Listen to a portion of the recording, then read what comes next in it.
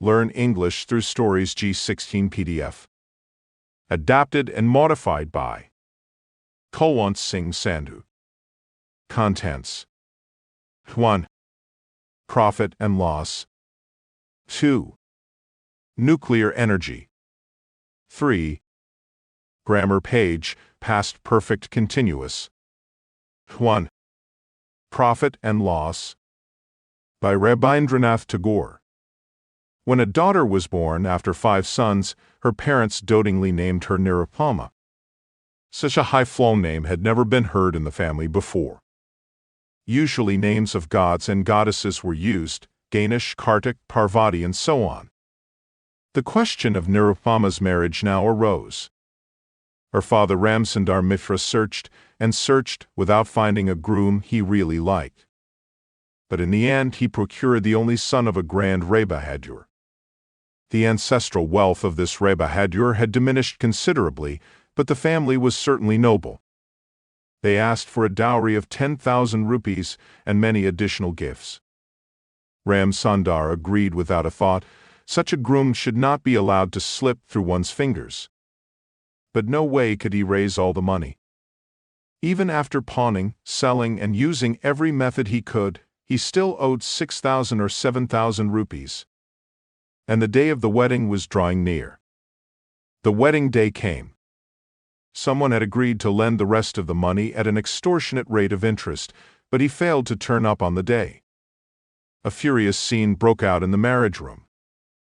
Ramsundar fell on his knees before the Ray-Bahadur, implored him not to bring bad luck by breaking off the ceremony. He insisted he would pay him in full. "If you can't hand the money to me now," replied the Ray-Bahadur, "the bridegroom will not be brought here." The women of the house wept and wailed at this disastrous upset. The root cause of it sat mutely in her silk wedding dress and ornaments, her forehead decorated with sandal paste. It cannot be said that she felt much love or respect for her prospective husband's family. Suddenly the impasse was resolved. The groom rebelled against his father, saying firmly, "This haggling and bartering means nothing to me. I came here to marry, and marry I shall."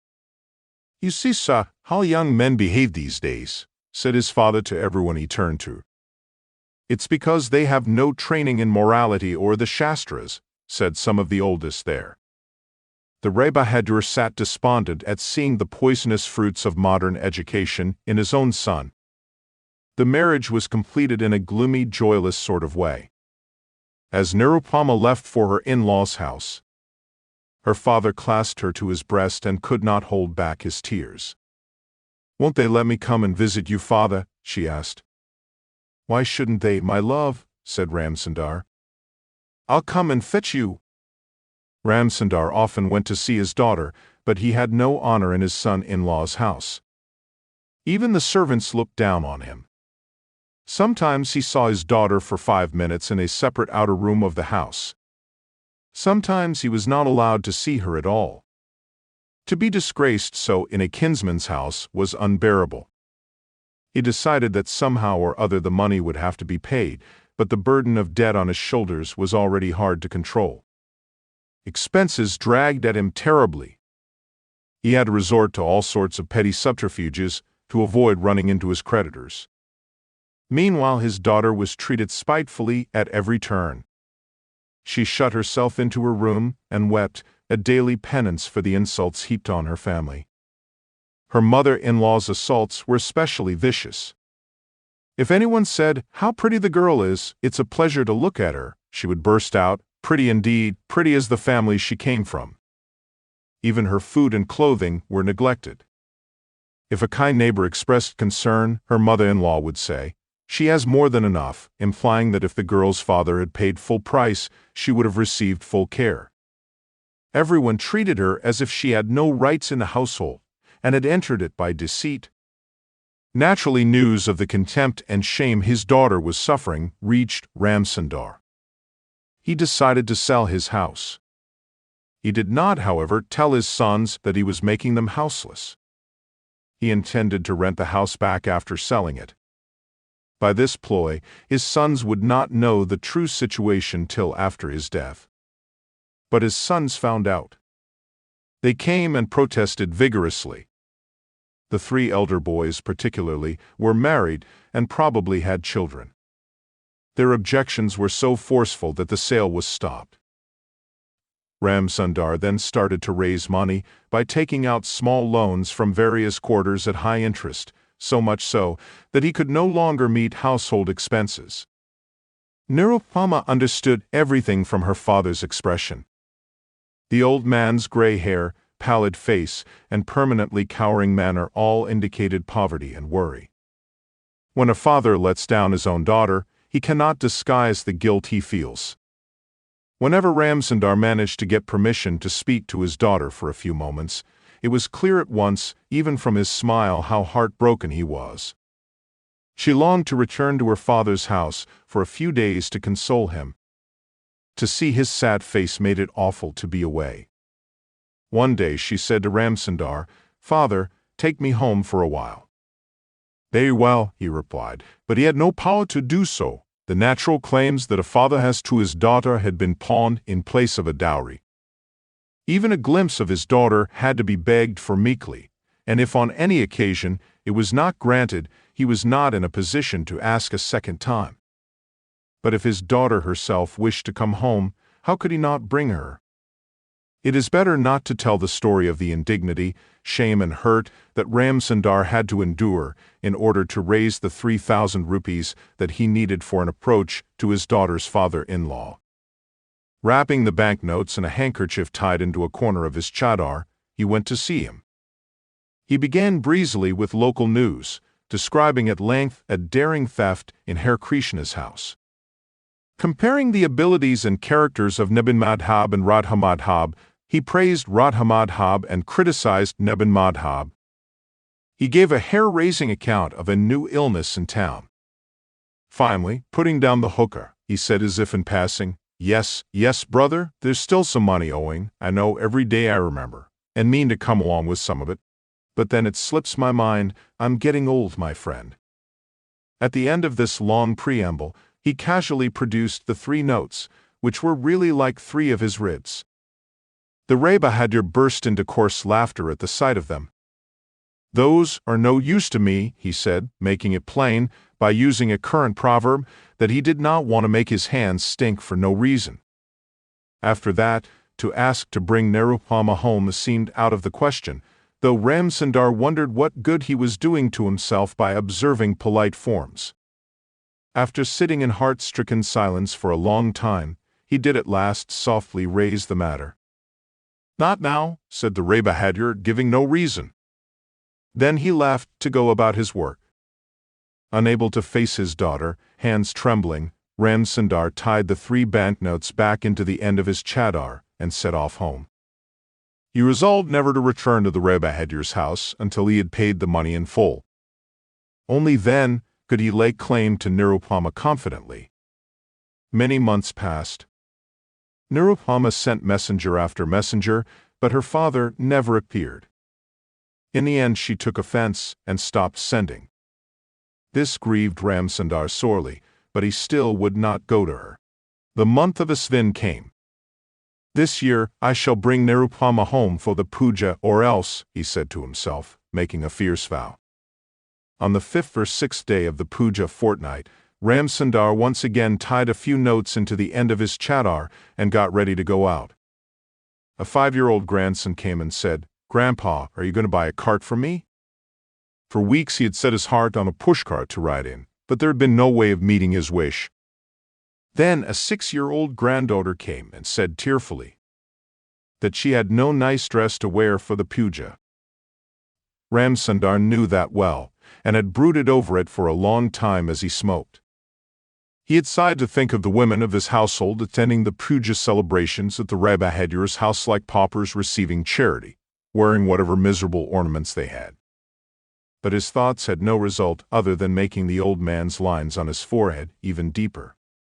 With the cries of his poverty-stricken household ringing in his ears, Ramsundar arrived at the Ray Bahadur's house. Today there was no hesitation in his manner, no trace of the nervous glances with which he had formerly approached the gatekeeper and servants. It was as if he was entering his own house. He was told that the Ray Bahadur was out. He would have to wait a while.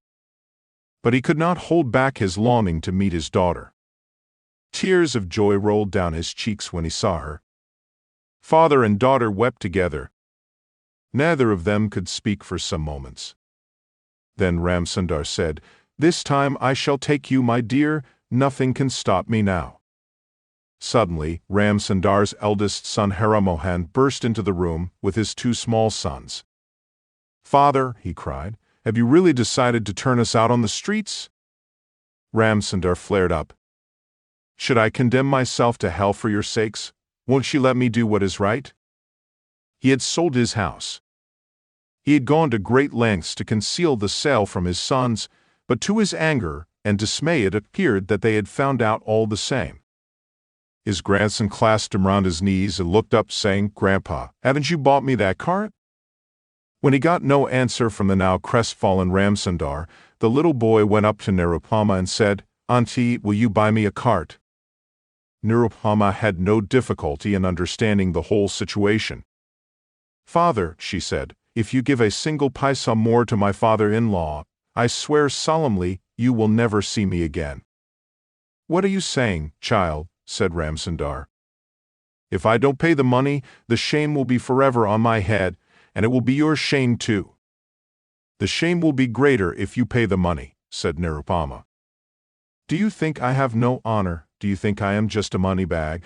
The more money in it, the higher my value. No, father, don't shame me by paying this money. My husband doesn't want it anyway."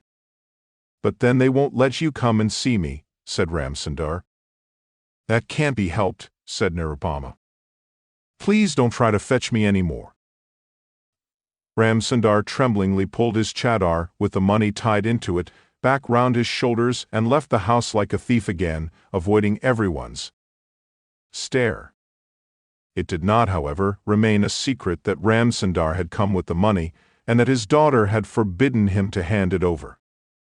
An inquisitive servant, a listener at keyholes, passed the information on to Nirupama's mother-in-law, whose malice towards her daughter-in-law now went beyond all limits. The household became a bed of nails for her. Her husband had gone off a few days after their wedding to be deputy magistrate in another part of the country. Claiming that Nirupama would be corrupted by contact with her relatives, her in-laws now completely forbade her from seeing them. She now fell seriously ill. But this was not wholly her mother-in-law's fault. She herself had neglected her health dreadfully. On chilly autumn nights, she lay with her head near the open door, and she wore no extra clothes during the winter. She ate irregularly. The servants would sometimes forget to bring her any food. She would not then say anything to remind them. She was forming a fixed belief that she was herself a servant in a household, dependent on the favors of her master and mistress. But her mother-in-law could not stand even this attitude. If Nirupama showed lack of interest in food, she would say, "What a princess she is! A poor household's fare is not to her liking." Or else she would say, "Look at her, what a beauty! She's more and more like a piece of burnt wood." When her illness got worse, her mother-in-law said, "It's all put on." Finally one day, Nirupama said humbly, "Let me see my father and brothers just once, mother." "Nothing but a trick to get to her father's house," said her mother-in-law.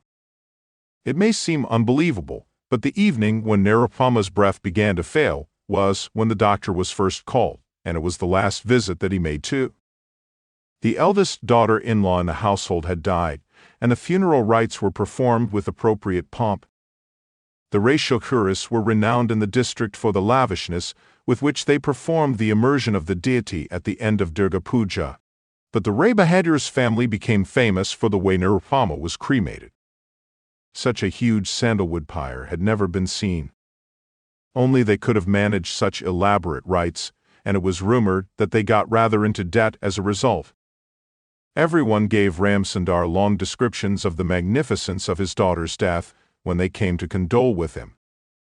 Meanwhile, a letter from the deputy magistrate arrived. "I have made all necessary arrangements here, so please send my wife to me quickly." The Ray Bahadur's wife replied, Dear son, we have secured another girl for you, so please take leave soon and come home. This time the dowry was 20,000 rupees cash down. Vocabulary. 1. Dotingly, fondly 2. High flown, noble. 3. Procured, get hold of 4. Subterfuges, ploys or tricks. 5. Spitefully, cruelly or nastily 6. Assaults, attacks. 7. Vicious, brutal 8. Cowering, trembling. 9. Indignity, shame or disgrace 10. Brooded, feel sorry for yourself. 2. Nuclear energy. Nuclear capability gives a status to the country in the community of nations. No nation can afford to make destructive use of nuclear energy without risking a world war. That is why America did not make use of nuclear weapons in the Vietnam War, though it had become a matter of prestige for her. Similarly, Russia preferred to pull out her missile bases from Cuba instead of coming in direct conflict with a nuclear power, America. But India, since she started adopting nuclear technology, had decided to make only peaceful use of nuclear energy. The fear expressed by Pakistan and the comments made in the Chinese press are more for the sake of propaganda than for the projection of truth. India needs nuclear energy in order to meet her power shortage. She has been depending upon hydroelectric power, which is unpredictable because of the uncertainty of rainfall. Good quality of coal, which is another source of energy, cannot be extracted commercially because it lies very deep and the cost of extraction is very high. India is not producing much of oil, rather she has to import nearly 74% of her total consumption. So the only alternative with India is to have a cheaper and more dependable source of energy. The known reserves of thorium in India are sufficient to last many hundred years. That is why India has already commissioned 2 nuclear power stations, one at Tarapur and the other at Rana Pratap Sagar. Each one has the installed capacity of producing 420 MW of electricity. 2 other stations, one at Narora and the other at Kalpakam, are operational. This energy will be able to meet the power shortage throughout the country. If industries work at their full capacity, production will be higher and so per capita income will increase and inflation will be neutralized. With the help of controlled nuclear explosions, artificial dams can be made. In fact, for building a dam, there should be 2 huge mountain walls enclosing a deep valley just near the course of a river. These conditions are not available at all the places. So, with the help of controlled nuclear explosions, mountains can be blown up. This can also help in laying roads in the mountainous areas. In fact, some of the borders of India have mountainous terrain and the movement of the army is quite difficult. So even for the sake of national security, it is necessary to have roads in those areas. With the help of radiation, the shelf life of vegetables and fruits can be increased. In tropical countries like India, it is necessary that the perishable fruitstuffs are preserved for a long time. Radiation can check the sprouting of onions and potatoes, which are much in demand in foreign countries. Similarly, fruits like bananas and mangoes, which have much export potential, can be preserved for a very long time. The texture and taste of the fruit do not undergo any change. Nuclear technology can also be harnessed for medical purposes. It is said that radioactive iodine is used for detecting the disease of the thyroid glands. Similarly, India has been able to prepare, with the help of UN experts, radiated vaccine which can immunize sheep from lungworm disease, which used to take a heavy toll on sheep every year.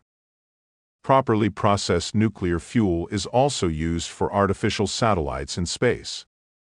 Weather satellites can predict cyclones and rainfall with extreme accuracy. Communication satellites can help in conveying messages to very long distances. In a huge country like India, communication satellites are necessary. 3. Grammar page.